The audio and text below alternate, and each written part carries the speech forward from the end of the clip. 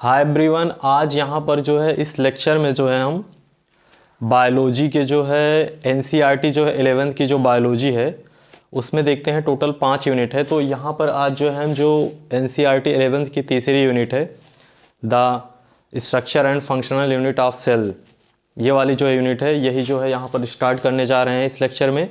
तो इसमें देखेंगे जो स्ट्रक्चर एंड फंक्शन वाली यूनिट है सेल की, यूनिट नंबर 3, इसमें टोटल 3 चैप्टर हैं। एक है the basic unit of life, पहला चैप्टर है। उसके बाद फिर दूसरा चैप्टर है इसमें बायोमॉलिक्यूल्स। उसके बाद फिर cell cycle and cell division है। तो यहाँ पर हम सबसे पहले जो लेक्चर बनाने जा रहे हैं वो सेल पर बनाने जा रहे हैं। तो यहाँ पर अब देखते हैं सेल के बारे में थोड़ा डिस्कस करेंगे।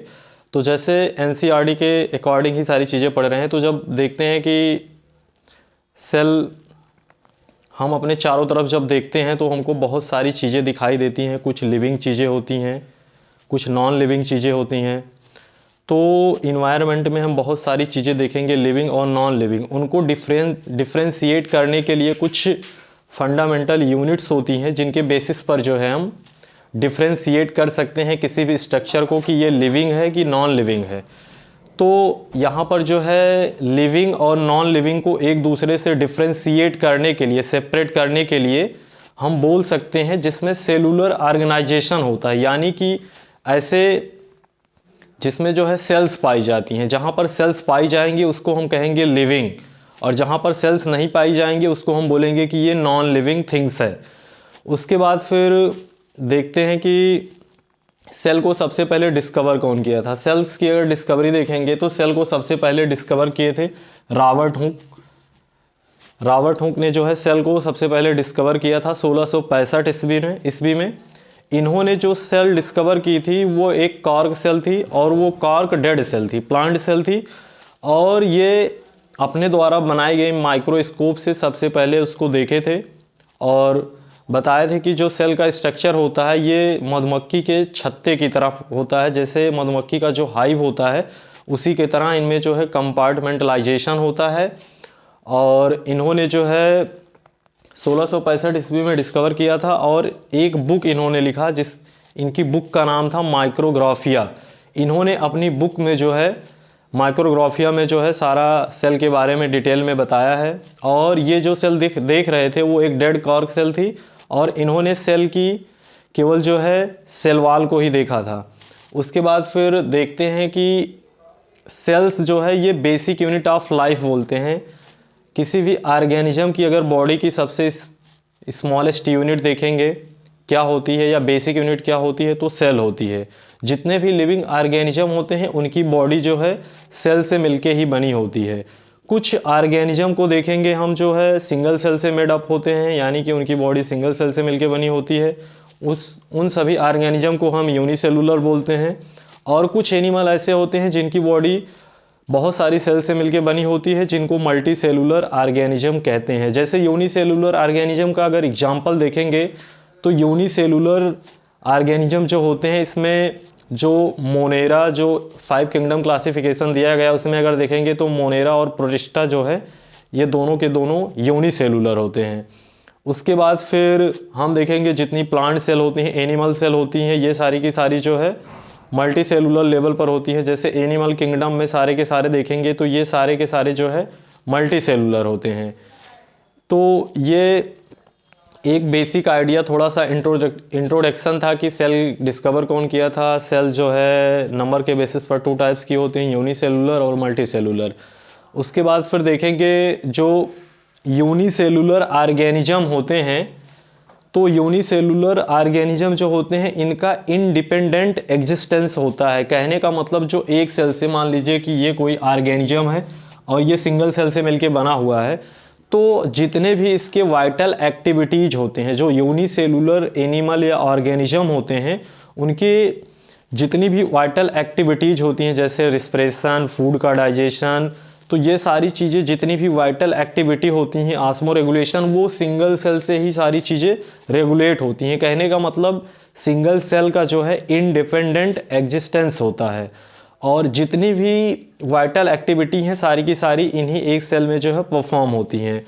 उसके बाद फिर इसीलिए जो है हम सेल को बोलते हैं कि cell is the basic fundamental structural and functional unit of life बोला जाता है।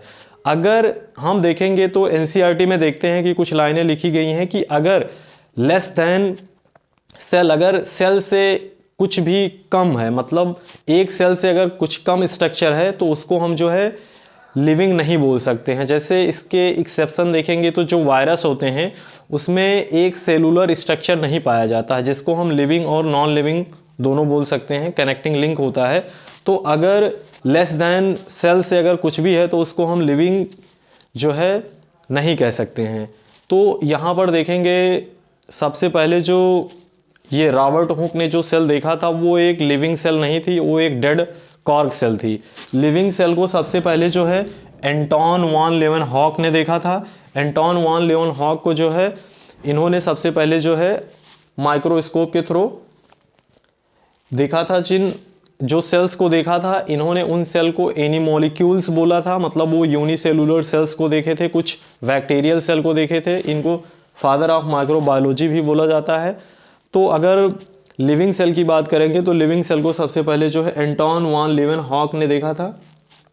और उसके बाद फिर देखेंगे फर्दर जैसे माइक्रोस्कोप के इन्वेंशन के बाद धीरे धीरे जो है बहुत सारी जो है चीज़ें सेल्स के बारे में धीरे धीरे जो है रिवील्ड होने लगी। उसके बाद फिर देखते हैं कि फर्दर जो माइक्रोस्कोप था उसमें बहुत सारे जो है मॉडिफिकेशन होने लगे, इम्प्रूवमेंट होने लगे। जैसे जैसे जो है माइक्रोस्कोप में बहुत सारे मॉडिफिकेशंस हुए तो धीरे धीरे जो माइक्रोस्कोप था उससे इलेक्ट्रॉन माइक्रोस्कोप का डेवलपमेंट हुआ। और जैसे ही इलेक्ट्रॉन माइक्रोस्कोप का डेवलपमेंट हुआ तो बहुत सारे साइंटिस्ट ने जो है मिलकर जो है सेल्स के अंदर से बहुत सारे स्ट्रक्चर को रिवील्ड किया। क्योंकि इलेक्ट्रॉन माइक्रोस्कोप की डिस्कवरी के बाद जो है देखते हैं तो एक क्रांति टाइप की आ गई, जिससे जो है सेल्स के सारे जितने भी माइक्रो कंपोनेंट्स थे उनको जो है अच्छे से देखा जाने लगा।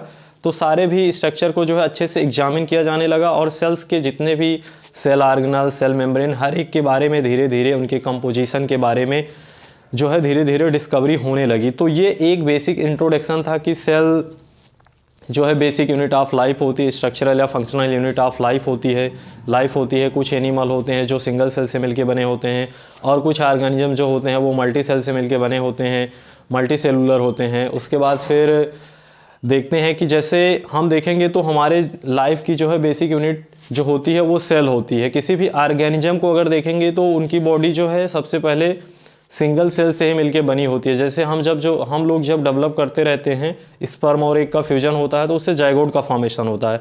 जाइगोट के फॉर्मेशन के बाद धीरे धीरे जो जाइगोट होता है वो यूनिसेलुलर होता है। उस टाइम पर हम यूनिसेलुलर ऑर्गेनिज्म ही रहते हैं, लेकिन धीरे धीरे उसमें फर्दर जो है डिवीजन होने की वजह से मल्टी सेलुलर ऑर्गेनिज्म का फॉर्मेशन हो जाता है। तो हम अगर देखेंगे तो हमारी जो बेसिक यूनिट या फंडामेंटल, स्ट्रक्चरल या फंक्शनल यूनिट होती है वो सेल ही होती है। तो ये एक बेसिक इंट्रोडक्शन था सेल्स के बारे में कि सेल डिस्कवर कौन किया था, लिविंग सेल को सबसे पहले कौन देखा था। उसके बाद फिर हम देखेंगे कि सेल थियरी कौन दिया था।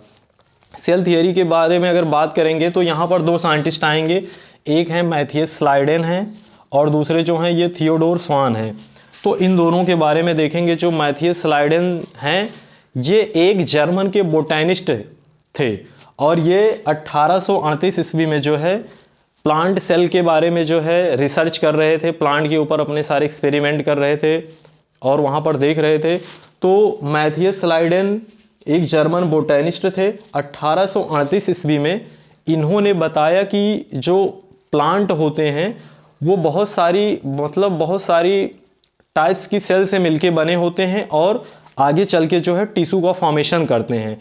तो मैथियस स्लाइडेन ने जो है प्लांट सेल के बारे में जो है बताया। उसके बाद फिर उसी टाइम पर जो है एक दूसरे साइंटिस्ट थे जिनका नाम था थियोडोर स्वान। तो थियोडोर स्वान ने जो है एनिमल सेल के बारे में बताया। थियोडोर स्वान ने 1839 ईस्वी में एनिमल सेल के बारे में बताया और ये एक ब्रिटिश के जूलॉजिस्ट थे। कहने का मतलब ये एनिमल सेल के ऊपर जो है काम कर रहे थे और इन्होंने बताया कि जो एनिमल सेल होती है उसके बाहर, जैसे जो थियोडोर स्वान ने बताया कि ये एक एनिमल सेल होती है और इसके बाहर एक थिन लेयर होती है। यहाँ पर जो है एक थिन लेयर होती है, सेल के बाहर एक थिन लेयर होती है या आउटर मोस्ट बाउंड्री होती है, जिसको यहाँ पर जो है थियोडोर स्वान ने सेल मेम्ब्रेन टर्म उसके लिए यूज किया। तो उन्होंने बताया कि सेल के बाहर एक थिन लेयर होती है जिसको हम सेल मेम्ब्रेन बोलते हैं। उसके बाद फिर इन्होंने जो है थोड़ा बहुत प्लांट के बारे में भी देखा और बताया कि जो है प्लांट सेल में भी एक आउटर मोस्ट बाउंड्री होती है जिसको जो है हम सेल वॉल बोलते हैं। तो स्वान ने बताया कि जो एनिमल सेल में देखते हैं जो सबसे आउटर मोस्ट बाउंड्री होती है वो सेल मेम्ब्रेन होती है, और प्लांट सेल में अगर देखेंगे तो उसमें जो आउटर मोस्ट बाउंड्री होती है वो सेल वॉल होती है। उसके बाद फिर इन्होंने जो है बहुत सारे जो है इसमें मॉडिफिकेशन किए और अपने जो है हाइपोथेसिस दिए। फिर बाद में चल के जो है यहाँ पर मैथियस स्लाइडेन और थियोडोर स्वान ये दोनों लोगों ने मिल के जो है अपनी जो है थियरी को फार्मूलेटेड कर लिया और सेल थियरी दे दिया। लेकिन इनके जो है सेल थियरी देने के बाद भी इसमें बहुत सारी कमियां थी।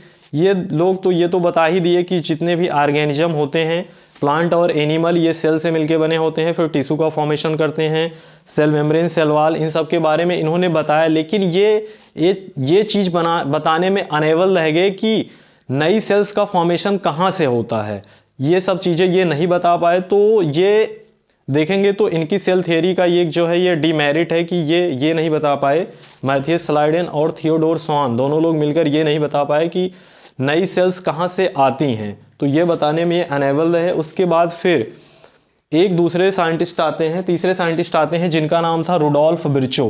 रुडोल्फ विर्चो ये 1855 ईस्वी में इन्होंने 1855 ईस्वी में जो है बताया कि जो सेल्स नई सेल्स का फॉर्मेशन होता है वो प्री एग्जिस्टिंग सेल से होता है। इसके लिए इन्होंने एक टर्म दिया, इन्होंने इसके लिए एक स्टेटमेंट दिया, ओमनिस सेलुला ई सेलुला।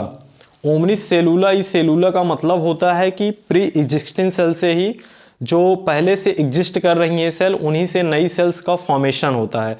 तो रुडोल्फ विर्चो ने 1855 ईस्वी में ये बताया कि जो नई सेल्स का फॉर्मेशन होता है वो पहले से प्रेजेंट यानी कि प्री एग्जिस्टिंग सेल से ही नई सेल्स का फॉर्मेशन होता है। तो रुडोल्फ विर्चो ने जो मैथियस स्लाइडेन और थियोडोर स्वान ने जो सेल थियरी दिया था उसमें थोड़े बहुत मॉडिफिकेशन किए और बताया कि नई सेल्स का फॉर्मेशन जो है पुरानी सेल से होता है। उसके बाद फिर उसमें मॉडिफाई करने के बाद रुडोल्फ विर्चो ने सेल थियरी को फाइनल शेप दिया और उसके बाद फिर देखेंगे तो जो सेल थियरी का फाइनल शेप देने के बाद इन्होंने ये पूरी हाइपोथेसिस दी सेल थियरी के बारे में। उसके बाद जो देखते हैं मेन पोस्टुलेट हैं सेल थियरी के, उसमें देखते हैं कि कुछ सेल थियरी के स्टेटमेंट दिए गए हैं। जैसे इन्होंने बताया कि जो जितने भी लिविंग ऑर्गेनिज्म होते हैं वो सेल या सेल के प्रोडक्ट से मिलके बने होते हैं। तो यहाँ पर एक स्टेटमेंट दिया गया, all living organism are composed of cell or product of cell. या दूसरा जो सेल थियरी का पोस्टुलेट था कि जो नई सेल्स का फॉर्मेशन होता है वो प्री एग्जिस्टिंग सेल से ही नई सेल्स का फॉर्मेशन होता है, जिसके लिए उन्होंने टर्म यूज किया ओमनिस सेलुला ई सेलुला।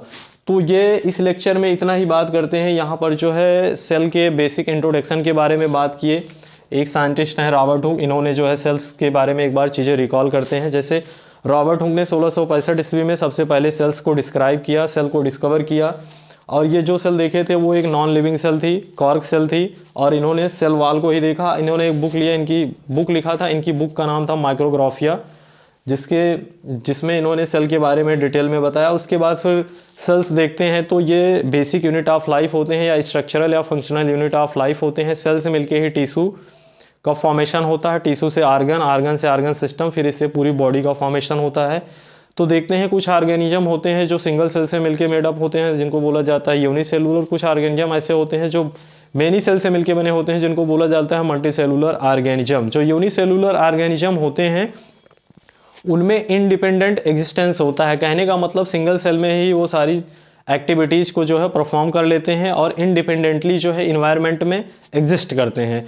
उसके बाद फिर देखते हैं कि धीरे धीरे जो है इलेक्ट्रॉन माइक्रोस्कोप की डिस्कवरी के बाद जो है उसमें बहुत सारे मॉडिफिकेशन हो गए, फिर सेल्स के सारे बहुत सारे स्ट्रक्चर और उनके सेल ऑर्गेनल्स ये सारी चीज़ें जो है सेल से रिवील्ड होने लगी। फिर उसके बाद फर्दर देखते हैं कि माइक्रोस्कोप में जो है मॉडिफिकेशन होने के बाद इलेक्ट्रॉन माइक्रोस्कोप की डिस्कवरी हुई। उसके बाद फिर सेल मेम्ब्रेन, सेल वॉल, ये सारी चीज़ें जो इनके कंपोजिशन, ये सारी चीज़ें रिवील्ड होने लगी।